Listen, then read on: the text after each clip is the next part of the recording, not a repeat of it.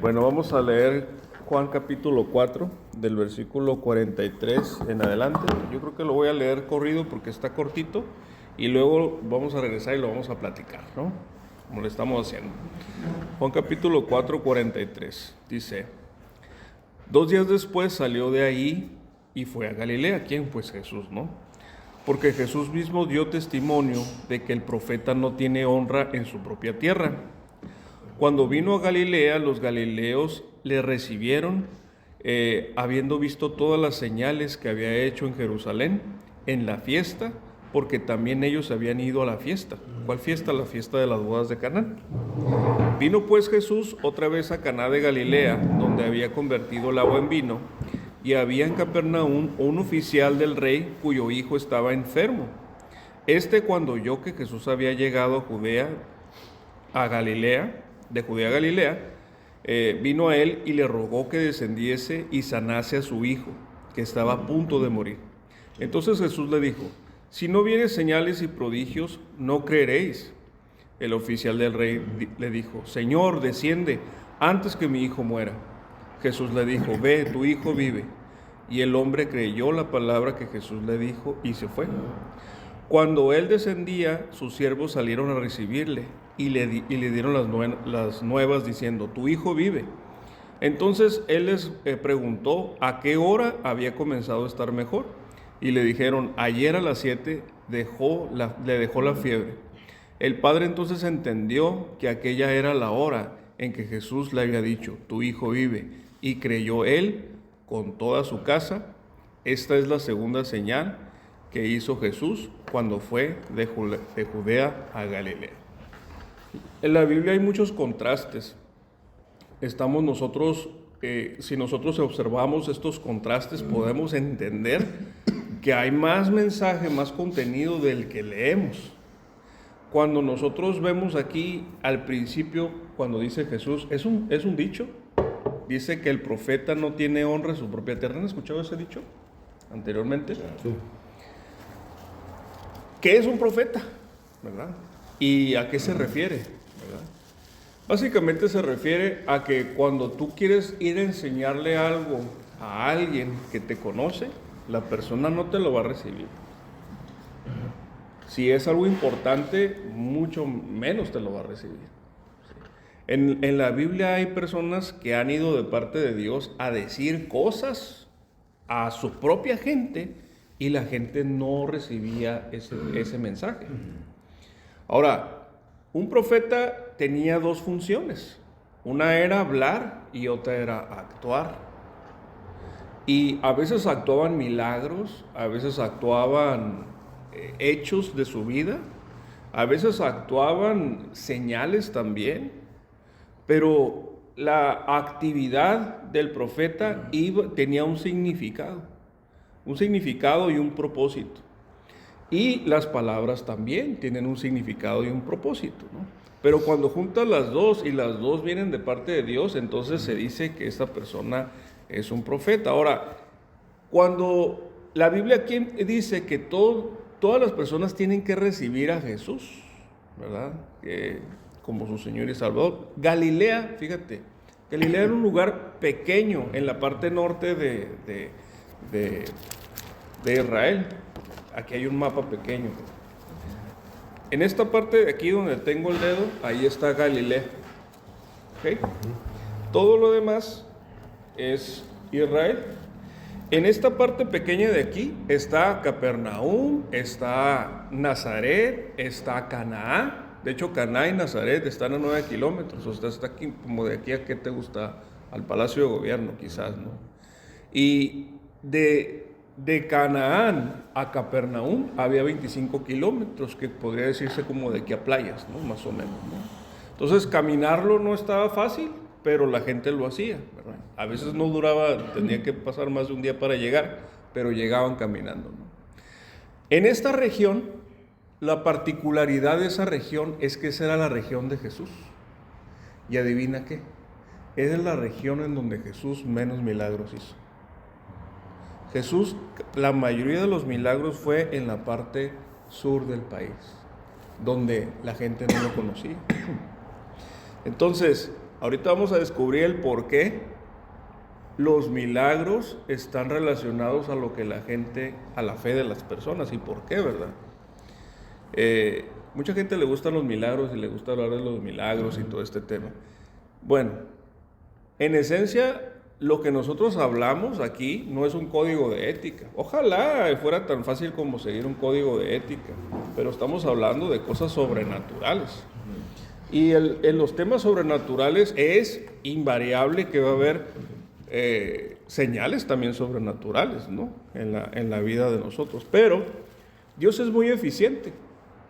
Porque mira, fíjate bien, nosotros hablábamos de la samaritana la vez pasada, ¿sí? En Samaria Jesús hizo milagros.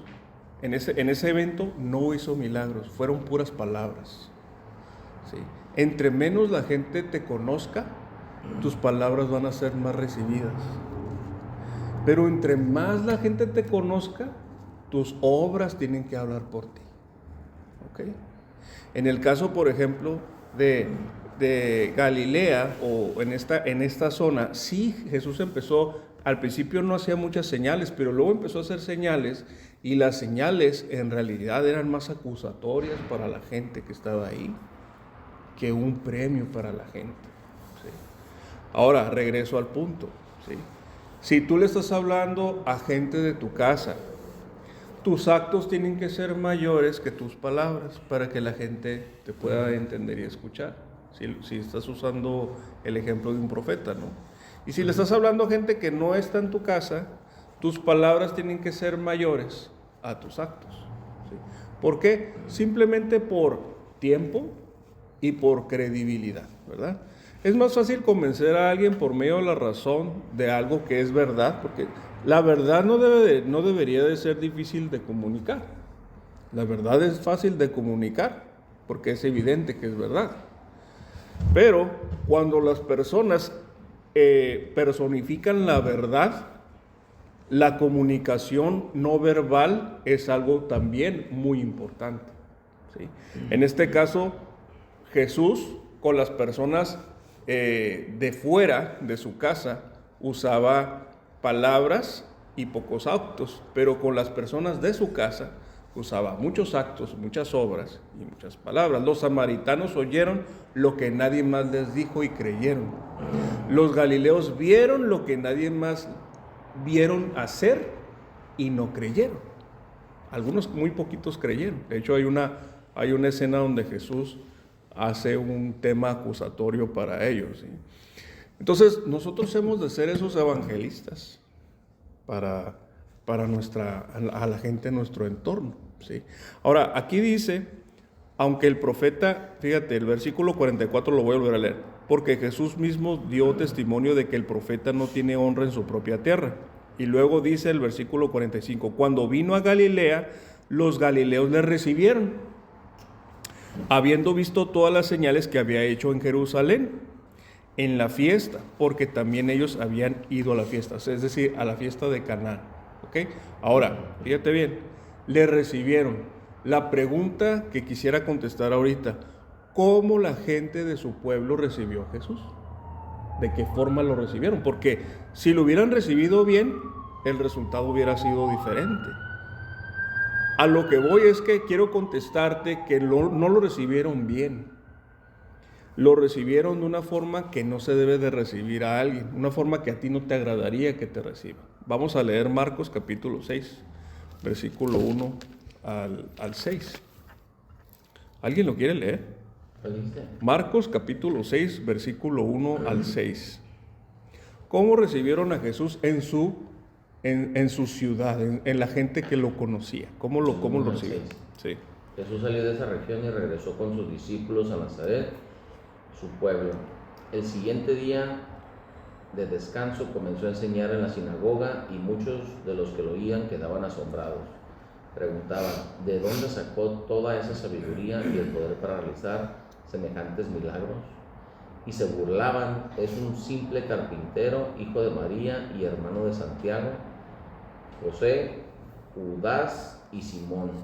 Y sus hermanas viven aquí mismo entre nosotros. Se sentían profundamente ofendidos y se negaron a creer en él. Entonces Jesús les dijo: un profeta recibe honra en todas partes, menos en su propio pueblo y entre sus parientes y su propia familia. Y debido a la incredulidad de ellos, Jesús no pudo hacer ningún milagro allí, excepto poner sus manos sobre algunos enfermos y sanarlos. Y estaba asombrado de su incredulidad. Después Jesús fue Está ahí, hasta el 6. ¿Vieron el escenario? O sea, Jesús fue a su ciudad y la gente lo recibe ¿con qué? Con menosprecio. Es más, lo recibió con curiosidad, porque querían saber qué onda con este que hace milagros y convirtió el agua en vino.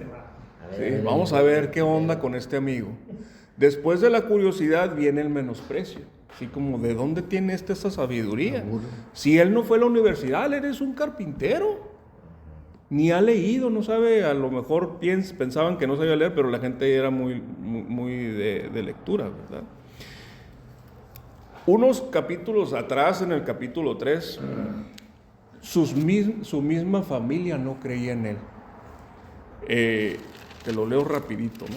En el capítulo 3, versículo 21 dice: cuando lo oyeron los suyos, o sea, su familia, vinieron a prenderle, o sea, a sacarlo de donde estaba, porque decían, está fuera de sí, o sea, pensaban que estaba loco, ¿sí?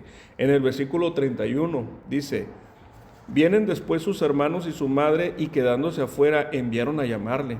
Y la gente que estaba sentada alrededor de él dijo: tu madre y tus hermanos están afuera y te buscan. Él le respondió diciendo: ¿quién es mi madre y mis hermanos? Y mirando los que estaban sentados alrededor de él, dijo: he aquí mi madre y mis hermanos, porque todo aquel que hace la voluntad de Dios, este es mi hermano y mi hermana y mi madre. Ahorita voy a hacer un comentario de eso, pero fíjate, el menosprecio, la curiosidad y la incredulidad. Si Dios no es recibido de la forma correcta, no puede ser revelado de la forma en que Dios lo quiere comunicar. Y cuando eso sucede, aún los milagros del cielo son detenidos. ¿Okay? Aunque la persona tenga una gran necesidad y venga a Dios pidiendo algo que es real, es una necesidad real, el cielo cierra sus milagros a las personas que no reciben a Jesús de la forma correcta. Es decir, el milagro no es antes que la fe. La fe es antes que el milagro. El milagro no antecede la fe, sino la fe es después, el milagro es después de la fe. ¿Por qué razón? Porque el milagro, por definición, es algo fuera de lo natural. En esencia, rápido es un regalo de Dios. Y un regalo, si tú alguna vez has dado un regalo carga un significado cuando tú lo das. Muchas veces los regalos no son lo más caro que puedas comprar, sino algo que tenga un significado. Y las personas, cuando reciben su regalo de Dios, primero debieron de haber tenido un contacto con Dios para recibir un regalo de Dios. Y no necesariamente debe ser un regalo espectacular, sino un regalo que signifique algo para quien lo recibe. Los regalos no son obligatorios, son expresiones cargadas de significado para la persona que cree en ese momento. El Galileo, o la persona que fue con Jesús, el hijo, el siervo del rey, tenía una necesidad, una gran necesidad. Y este amigo que tenía esa necesidad, en contraste con la gente que vivía en Galilea, él tuvo un diálogo con Jesús muy interesante, similar al diálogo que tuvo Jesús con las personas que ya hemos hablado, que la samaritana, los discípulos, Nicodemo. En el versículo 46 dice: vino Jesús otra vez a Caná de Galilea, donde había convertido el agua en vino, y había en Capernaum un oficial del rey cuyo hijo estaba enfermo. Venía de 25 kilómetros caminando, sabiendo que Jesús estaba ahí. Y luego Jesús le dice, cuando oyó que Jesús había llegado a Judea de Galilea, vino a él y le rogó, desciende le rogó que descendiese y sanare a su hijo, que estaba a punto de morir. Entonces Jesús le dijo, si no viereis señales y prodigios, no creeréis. Es decir, con esto que estamos diciendo, podemos encajar el patrón, ¿verdad? Ok. Escucha, no te puedo hacer un milagro porque todavía no crees. Los milagros son para las personas que creen, no para las personas que quieren ver el milagro antes de creer. Y la persona, a lo mejor este es un resumen de un diálogo más extenso entre él y la persona, pero lo que le contesta a la persona es lo que a Jesús lo motiva para hacerle el milagro. Fíjate lo que le contesta a la persona. El oficial del rey le dijo, Señor, desciende antes de que mi hijo muera. Sí. Él no le dijo, Señor, es que yo sí creo. O sea, yo sé que tú lo puedes hacer. Nomás quiero que vayas. No necesito, no te voy a decir si creo o no, porque tú ya lo sabes. Desciende antes de que mi hijo muera. Y en ese momento sucede el patrón que las personas no podían tener, porque el patrón ¿qué es? El patrón es la fe, es antes del milagro. Es decir, hablábamos la vez pasada que Jesús tenía que ser revelado para que las personas lo recibieran. No es un apretón de manos como dijimos la vez pasada, es un conocerlo, un platicar, un encuentro con Él. Después de ser revelado, tiene que ser recibido. ¿Cómo recibes a una persona? No con menosprecio, eso sí, tampoco con curiosidad, ¿sí? Y muchísimo menos con incredulidad, porque la fe es lo que activa todo lo sobrenatural en la vida de una persona, ¿sí? Entonces, Jesús tiene que ser recibido de la forma correcta. Después de eso, como estamos hablando de algo sobrenatural, viene acompañado siempre de la fe de una persona, un milagro en la vida de la persona. Un milagro que sea lo suficientemente significativo como para que la persona diga, esto es de verdad. En mi caso fue dejar el alcohol. Luego también salvar mi matrimonio. Y subsecuentemente eso en mi vida. Ha habido milagros. Yo no sé si ha habido milagros en tu vida, espero que sí. Si los milagros han marcado tu vida y de esos milagros los has conectado con algo de parte de Dios, bienvenido a la fe y a la vida sobrenatural de un hijo de Dios. Pero si todo lo que estamos hablando, lo que has escuchado hasta ahorita, se ha quedado en palabras, se ha quedado, está curada como nos dice en la Biblia, y no ha habido un contacto para ti del cielo, entonces hay que examinar en dónde te quedaste.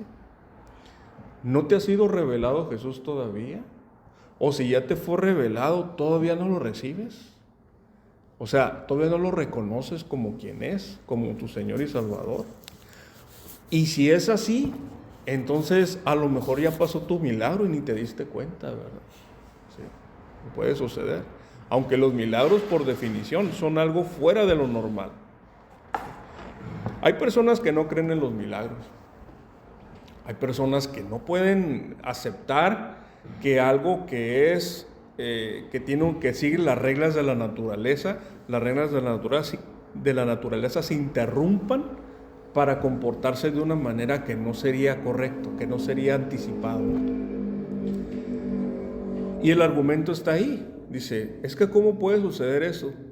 Pues si el que hizo las reglas de la naturaleza metiera su mano y dijera, esta agua se va a deshacer en este momento, y sucede, por definición eso es un milagro. Entonces, si existen los milagros, significa que hay algo fuera de lo normal, ¿verdad? Sí. Entonces, para nosotros es Debe ser algo cotidiano el aceptar que lo que nosotros predicamos y lo que nosotros hacemos son cosas sobrenaturales, no son cosas que nada más se quedan en palabras. Ahora, ¿dónde viene eso en la Biblia? Pues me deberías preguntar, ¿no? ¿Sí? No sé si se te viene eso a la mente, pero vamos a leer Marcos capítulo 16.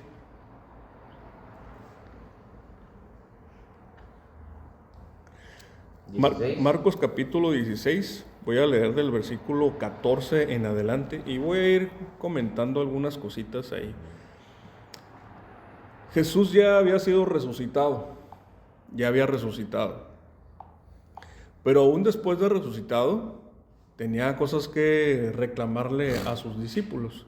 El versículo 14 dice así: finalmente se apareció a los 11 mismos, estando ellos sentados a la mesa, y les reprochó su incredulidad y dureza de corazón, porque no habían creído a los que les había dicho que había resucitado. Qué gran reproche de Jesús, ¿no? O sea, se supone que nuestro conocimiento de Dios está muy relacionado a la fe. Y la incredulidad, déjame decirte, que no es una falla humana. La incredulidad es pecado. La incredulidad es de los pecados que te pueden conducir al infierno. La incredulidad es de las cosas que te pueden desviar de lo verdadero, de lo verdadero espiritual, y te pueden llevar por el sendero del materialismo, que nada más importa lo de aquí y ahora. Entonces, es importante que nosotros entendamos que nuestra fe es más preciosa que el oro, dice la palabra, ¿no? Eso es algo importante que Jesús nos puede recriminar a todos. Luego dice el versículo 15, y les dijo: id por todo el mundo, predicad el evangelio a toda criatura. El que creyere y fuere bautizado será salvo, mas el que no creyere será condenado. Y estas señales seguirán a los que creen. En mi nombre echarán fuera demonios, hablarán nuevas lenguas, tomarán en sus manos serpientes, y si bebieren cosa mortífera no les hará daño, porque sobre los enfermos pondrán sus manos y sanarán. Estas señales anteceden a los que creen o seguirán a los que creen. Dice, seguirán a los que creen. Es decir, la fe va por delante de las señales, no va por detrás de las señales. Por eso cuando los fariseos, cuando los religiosos le pedían a Jesús señal, haznos señal para que autentifiques lo que dices de ti, para que autentifiques tus palabras o quién eres tú. Y Jesús no puede hacer señal, o decide más bien, se puso esa regla a sí mismo, no hacer señales, para que las personas sigan las señales, porque las señales son algo que es después de la fe, sigue después de la fe las señales. Cuando nosotros antecedemos las señales, los milagros y todo este tema, las personas se olvidan de Dios y se enfocan en eso. Pero cuando las personas primero se enfocan en Dios y reciben un milagro después, las personas sin lugar a dudas conectan su realidad sobrenatural con el Dios del cielo. Y eso es el propósito de los milagros. Los milagros autentifican al portador del mensaje. Los milagros te hacen saber a ti, es un mensaje codificado para ti, diciéndote: yo sé lo que necesitas, yo sé lo que estás pasando. ¿Sí? Después, el milagro te advierte de cosas que no debes de hacer o que sí debes de hacer.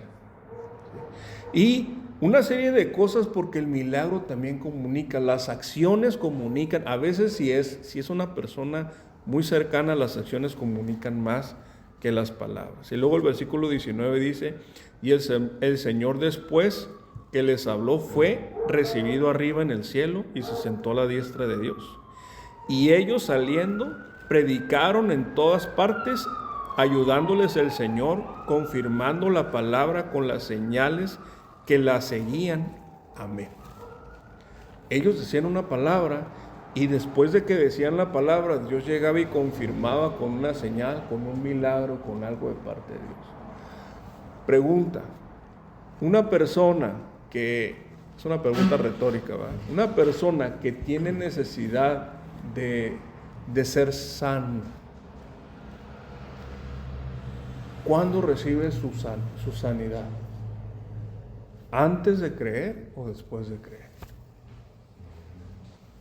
La segunda, la persona que recibe la sanidad, ¿la recibe por la fe de la persona que pide sanidad por ellas o la recibe nada más porque sí?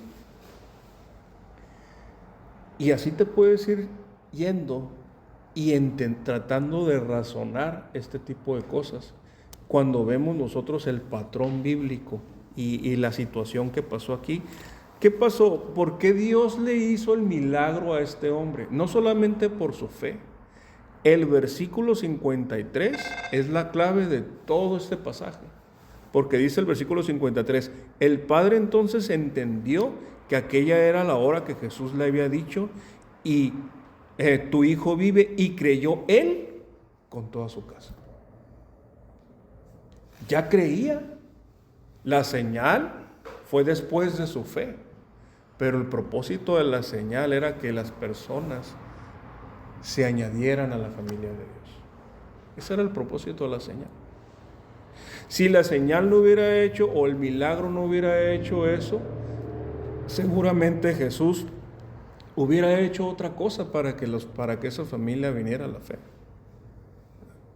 Hay un pasaje donde había una viuda que ya estaba su hijo, ya lo estaban velando a su hijo, y llega Jesús y levántate, y se levantó. Eso era lo que la señora necesitaba para decir, sí, es Dios. Pedro estaba pescando y ya estaba de día, los peces de día se van hasta el fondo, va y se va al mar y le dice Jesús, avienta las redes aquí. Y cuando los peces salen, Pedro cae de rodillas y dice, apártate de mí que soy pecador. Esa señal fue significativa para Pedro. La pregunta es, ¿qué señal has recibido tú de parte de Dios, en donde Dios te dice, hey, aquí estoy? Y no nomás soy palabras, no soy un código de ética, soy una persona y estoy interesado en ti, como se interesó en esta persona. Era un griego, no era un galileo, era un oficial del rey. Esta persona recibió un milagro antes que todos los que vivían en la colonia de Jesús. En las bodas de Canaán, Jesús hizo un milagro y porque la fe de quién fue la que activó ese milagro, de su mamá, María. Hagan todo lo que él. Ella no sabía qué iba a hacer, simplemente le dijo, díganle, él lo va a resolver. Ella creyó en él y él, por la credulidad de ella, por la fe de ella, porque credulidad es diferente a la fe, es creer en algo sin fundamento. Por la fe de ella hizo el milagro. El milagro es la sustancia que va acompañado a tu confianza en quien te promete la sustancia. ¿Sí? Ahora, que quede muy claro, los regalos son expresiones de Dios. Los milagros son una expresión de Dios. No es la norma. Tú no llegas a tu casa y todos los días tu esposa te regala algo, ¿verdad que no? O tus hijos no todo el tiempo te regalan algo. De vez en cuando, y depende de la ocasión, es cuando tú recibes algo de alguien. Y es una expresión para que tú conozcas y sepas, aquí está Dios. En el momento de necesidad, en el momento... pero no es normativo, no es correcto que la persona todo el tiempo esté viviendo su vida en base a cosas sobrenaturales cuando no está haciendo algo para avanzar el reino, ¿sí? Ojo, yo no puedo estar sin servir y estar en mi vida cotidiana y hoy, mañana y pasado estar dependiendo de los dones, de algo sobrenatural en mi vida, porque mi vida corre, ¿sí? La vida de todas las personas corre, es una vida cotidiana, tengo que trabajar, ¿verdad? Tengo que hacer cosas, ¿sí? No todos los días vas a ver que alguien se sana, ¿verdad? O que algo pasa. Eso sí que quiero que quede claro. Pero, entre más yo trato de ayudar a otras personas, empiezan a pasar señales, pero no para mí, para ellos. Porque yo no necesito creer más, yo ya creo. Los que necesitan creer son ustedes, son ellos. ¿Sí? Y eso es donde yo quiero que ustedes entren. O Dios quiere que entremos nosotros, ¿no? Que no nos quedemos nada más en ese tema. Entonces, la reflexión del día de hoy es, ¿qué has recibido de Dios? ¿Qué cosa difícil ha hecho en tu vida como para que digas, sí? Sí fue Él. Y si no, pues vamos orando, ¿no? Vamos orando, porque en la Biblia es, oye, si no está pasando algo, vamos orando para que Dios haga que pase. ¿Por qué? Porque uno no lo hace, el que lo hace es Dios. ¿Qué te parece? Vamos a orar. Si me inclinan tu cabeza, vamos a orar. Padre, no sabemos la situación de cada uno de nosotros, no sé, Padre, si tú ya te has manifestado en la vida de cada quien, pero el día de hoy quiero hacer una oración que normalmente no hago, Señor. Padre, yo te pido una señal para cada uno de los que estamos aquí. Una señal de que tú estás atento, una señal de que tu mano puede trascender la realidad y que puede afectarla de una forma que nosotros podemos entender que tú estás al pendiente y al cuidado de nosotros. Una señal que nos haga saber, Señor, que estás aquí, que nos tocas, que te importamos, Señor. Te pido eso, Padre, para mis amigos, Señor. Te pido que no se quede esto en una forma de ser nada más, en modificar nuestro comportamiento, sino saber, Señor, que tú eres la puerta para lo eterno, y lo eterno es más real que lo que está aquí, Señor. Así que te pido eso, Señor, en este momento. Te pido que desciendas, Señor, te pido que toques cada vida, te pido que toques cada familia. Hay veces que tenemos que tener milagros con nuestros hijos para nosotros saber que tú eres real, porque a veces nuestros hijos son más difíciles que nosotros mismos, o nuestro esposo, nuestra esposa, nuestros padres, Señor, aún nosotros mismos, Señor. Gracias por las señales que has puesto, que ya nos has mostrado. Yo te pido, Señor, que el día de hoy, Señor, bendigas a este grupo de hombres, Señor, en el nombre de Jesús. Amén. Amén.